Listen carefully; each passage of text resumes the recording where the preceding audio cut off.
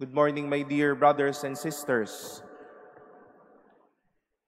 When Jesus appointed his apostles, what could have they possibly felt after this? Were they so happy? Were they so honored? Were they so privileged? Or were they so humbled? Marahil kilala nila kung sino sila.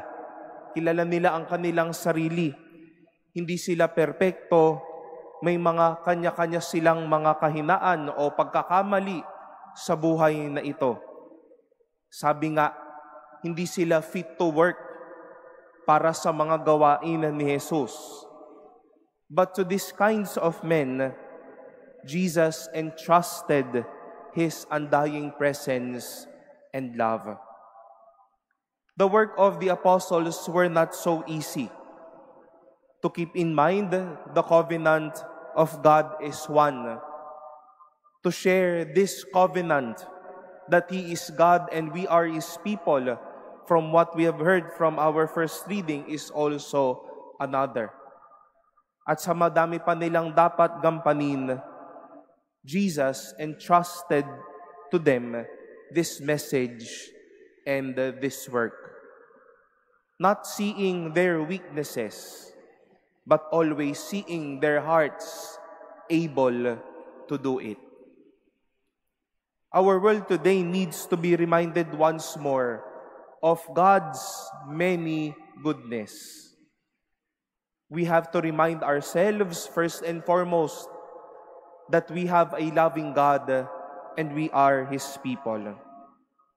We have to remind one another that God has placed His law inside our hearts. Kailangan lang sanang mamulat muli ang mundo sa pag-ibig, sa awa at sa aruga ng Diyos na totoo araw-araw. Kailangan lang muli mamulat ang mundo sa mga batas ng Diyos na nakakalimutan ng maging totoo. And for these things to be possible, He is sending you and me to be a good news, to be a gospel, to be an apostle for everyone and for every day. Marahil mararamdaman natin na simpleng tao lang naman ako. Hindi naman ako pari o relihiyoso. Makasalanan din naman ako. May masama naman akong karanasan.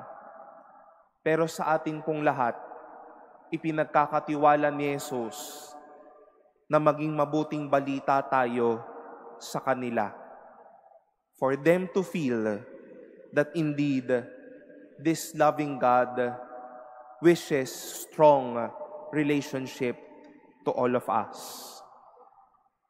As we make ourselves present to each other every day, my dear brothers and sisters, God is sending us as His apostles. Yes, weak and sinful. Mahina na kung sa mahina.